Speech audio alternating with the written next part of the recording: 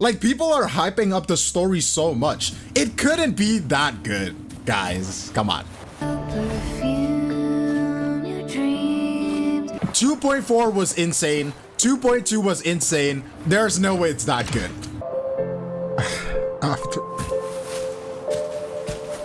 Afterlife flowers, bro.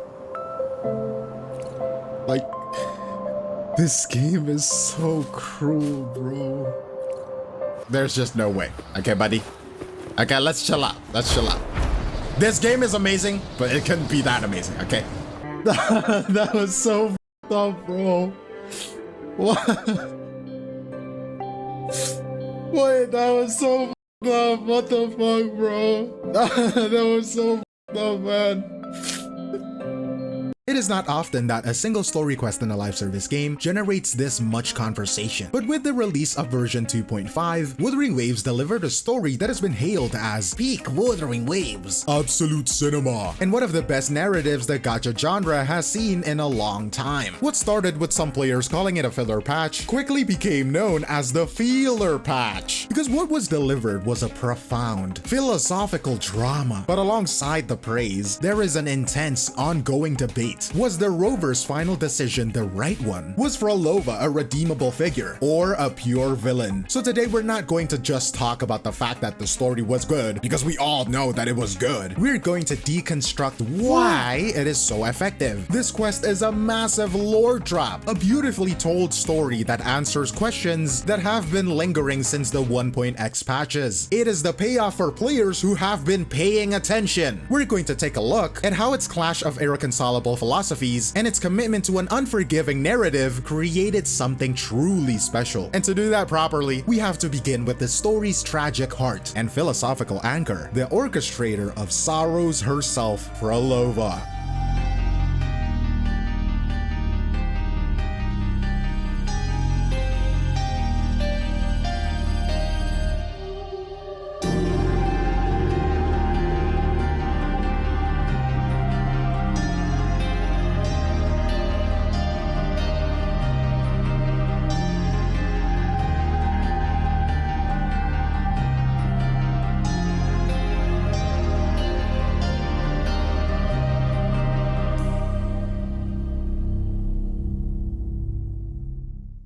So to really understand why this story hits as hard as an Asian mother when you get a B+, we have to go a bit deeper than just calling her a tragic villain. Phrolova's entire character is a masterclass in a philosophical idea called solipsism. It is a heavy word, but the concept is simple. It is basically the belief that only your own mind and your own expectations are truly real, and that everything else, the outside world, the other people, is uncertain or just a reflection of yourself. For Phrolova, her centuries of grief have stopped being just an emotion. They have become the organizing principle of her entire universe. The ongoing world, with its new bonds and future possibilities, is an illusion to her. The only thing that is real is the memory of her lost home and the people who inhabited it. And this is why she is not trying to conquer the world. She is trying to replace it. Her ultimate goal, her magnum opus, is the lost beyond. It is not just a hideout or a sanctuary. It is a pocket dimension where she is literally trying to make her internal truth the world's only truth. She wants to overwrite reality with her perfected, unchanging memories. But the absolute genius of her character is how the game communicates this through music. And when I say music, I don't just mean the background score. The music in her case is like a part of the world itself. The characters can hear it too. As an orchestrator, her power is to manipulate the frequencies of reality. When her battle theme shifts between its sadness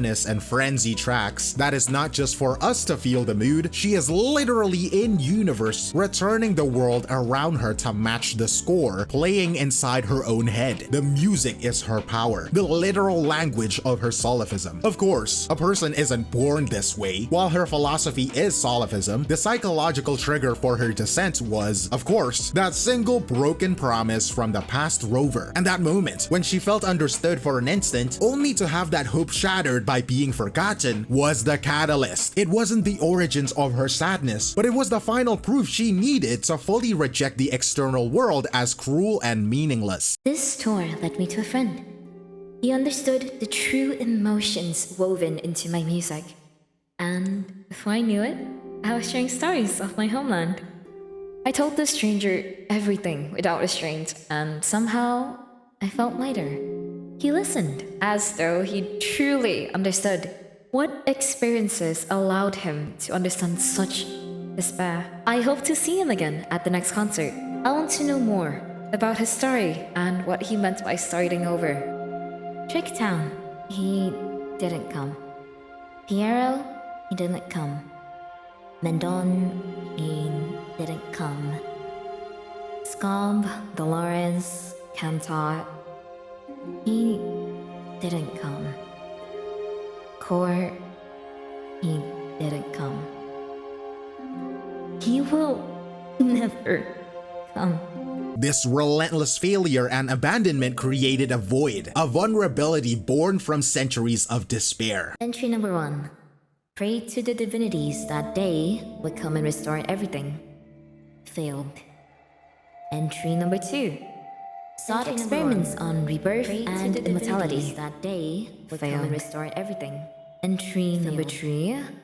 Entry number 2. Search for life in the wave 1 phenomenon. Failed. Entry number 69. Why did I fail again? It was an event that made her retreat completely into the safety of her own mind. The only place she felt was real and hardened her resolve. This creates a character who isn't just evil, but operates on a completely different plane of reality. And the conflict begins when her solipsistic world collides with a protagonist who embodies the exact opposite worldview. And that opposite worldview has a name. If Phrolova is a solipsist, then this quest solidifies the Rover as a pure utilitarian. It is another heavy word, I know, but hear me out because like before, the idea is pretty straightforward. Utilitarianism is an ethical framework where the best or most moral action is the one that creates the greatest good for the greatest number of people. It is all about the outcome. Individual feelings, personal bonds, and even individual lives can become secondary to the safety of the collective. And with that framework in mind, the Rover's actions at the climax, the ones that felt so cold and abrupt to many, suddenly make perfect, albeit chilling, sense. From their amnesiac perspective, Phrolova is a high-ranking member of a terrorist organization, directly responsible for the tacit discord invasion of 𝗖់•𝗆𝗆. The Rover's decision to throw their sword isn't an act of personal malice or cruelty, it is a utilitarian calculation. The mission to save the many must come before any sympathy for the one. Anyways, this is why the community debate around this scene has been so intense and so fascinating. It is because the story successfully makes both perspectives feel valid, depending on the lens you use. There is that point in community comment that sums it up perfectly. To her, Rover's promise meant the world. For Rover, it was just another Wednesday. And that captures the massive, irreconcilable gap between their realities. When Phrolova calls the Rover a hypocrite, she is making a very specific charge. She condemns them for creating a self-reality where they themselves use memory wipes to escape the past, a comparable form of running away. This is the heart of the debates people are having. Is she making a valid point about the Rover's own escapism, or is she just salty that their methods of coping don't align? The story brilliantly refuses to tell us which one is right. It just presents the collision. But this collision doesn't just reveal Phrolova's tragedy, it also forces us to look more closely at the Rover themselves and the flaws in their own heroic logic. Because this quest marks a crucial turning point for the Rover's character. For a long time, and let's be honest, they fit pretty neatly to the Mary Sue archetype, a term for a character who is just a little bit too perfect, right? They are universally competent, almost everyone loves them, and their morality is rarely, if ever, seriously challenged. They have been a capable but ultimately somewhat generic hero. This story systematically takes that perfect image and shatters it. It does this by forcing the Rover to finally confront the devastating long-term consequences of their biggest choice, the cycle of self-imposed amnesia they use to start over. And this leads to the most uncomfortable truth of the entire quest for our protagonist. The Rover is, in a very real sense, cleaning up their own mess. They are fighting the direct results of their own forgotten failures. Phrolova isn't some random villain who appeared out of nowhere. She is a monster of the Rover's own unintentional making. Their past noble sacrifice of of erasing their memories became the direct catalyst for her villainy, and she wasn't the only one. We see this pattern with other characters like 𝗖cie𝗽𝗆𝗵𝗁 as well, another person radicalized by the Rover's past actions. The difference, it seems, is that Phrolova had the unique power and centuries of focused grief to turn that abandonment into a world-altering crusade. And suddenly, past events start clicking into place. For those who played since 1.0, remember that Talking Tacit Discord? It is now confirmed that was one of Phrolova's horrific experiments. This whole story is a massive lore trap, and this newfound imperfection is a massive step forward for the Rover's character. Phrolova is so vital to the story because she is one of the few characters who doesn't just admire the Rover, she forces them, and by extension, us, to take accountability for the collateral damage of their choices. Suddenly, the Rover has burdens. They have a questionable moral history. Their amnesia is no longer just a convenient plot device to onboard the player, it is a moral burden that carries immense weight. It makes them far more interesting than a simple flawless hero could ever be. This commitment to giving its hero genuine flaws is a sign of mature writing. But what makes it even more effective is how the game presents these heavy dramatic moments to us, which brings us to the artistry of its direction. Because the writing in this quest is supported by some of the best cinematic direction the genre has ever seen. The community has been almost universal in its praise, with many people saying it felt less like playing a game and more like watching a film. And you can see why. The camera work is fluid, the lighting sets the mood perfectly for each scene, and the character expressions have a level of nuance we just don't often get. But for me, the most brilliant display of direction in the entire quest wasn't a big flashy fight scene, it was a black screen and a white text. We have all seen it, the infamous black screen white text in most gacha games, right? It is a sign of a low budget, low effort, lazy shortcut for exposition, and a moment where we all collectively sigh, knowing the developers just ran out of time or money or effort, to be honest. But here, Wuthering Waves weaponizes it. They subvert our expectations completely. Right after a series of visually stunning cinematics, when our senses are on overload, they strip everything away, the sound kinda cuts out, the animation stops, and all you have is silence and a few lines of text. It is in this quiet that we get Phrolova's heartbreaking version of a famous quote. Once I dreamt that we were dear to each other. I woke to find that we were strangers.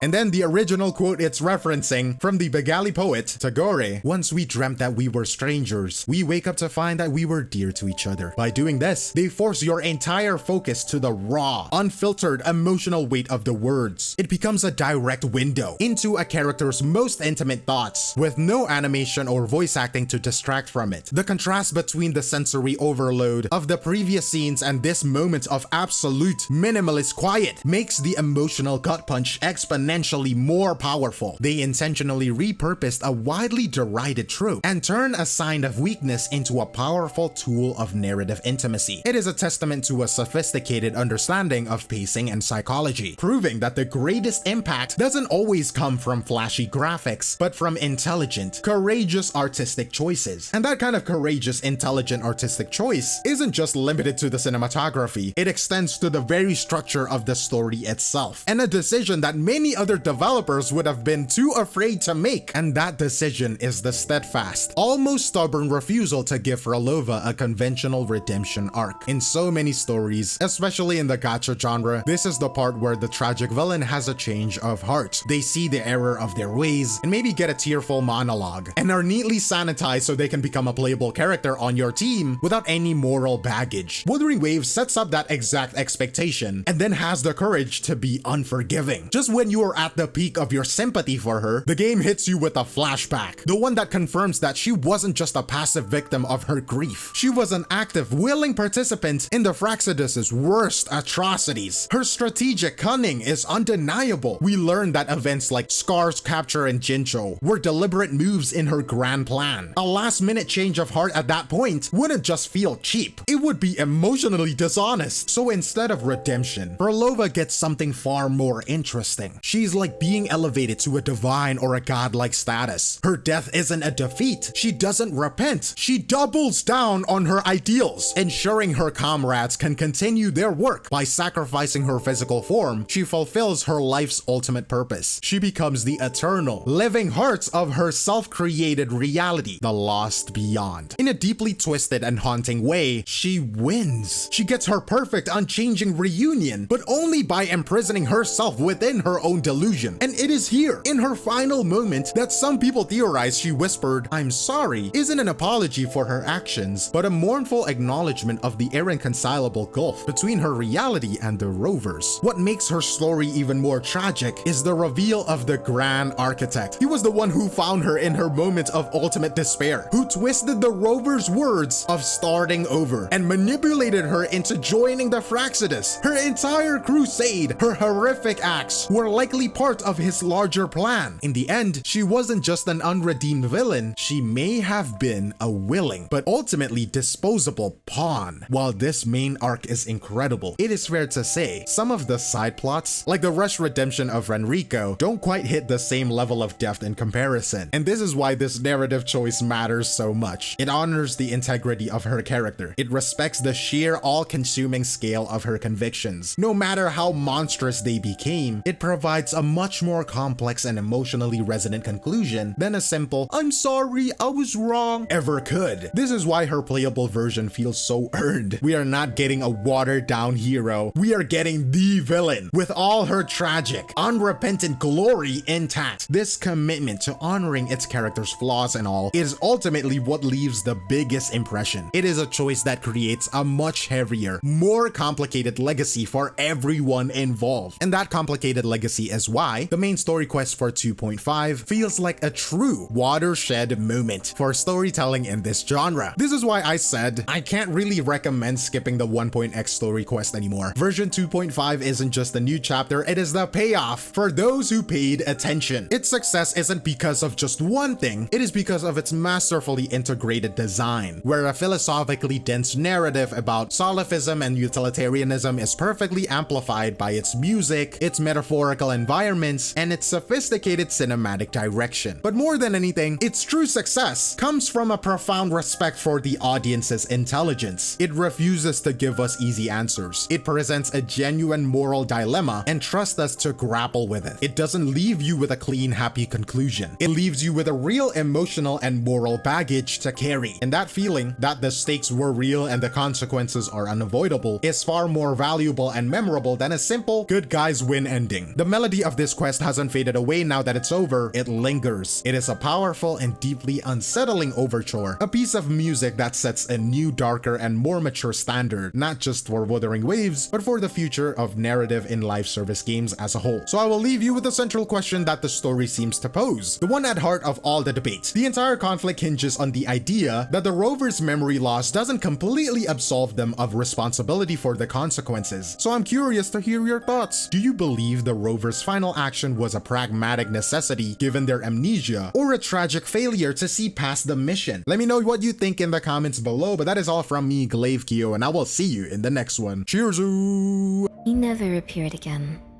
He never appeared again. He never appeared again. I have already found a path of my own.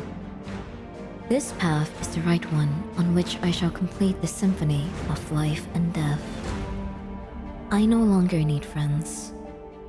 All I need is a sharpened sword.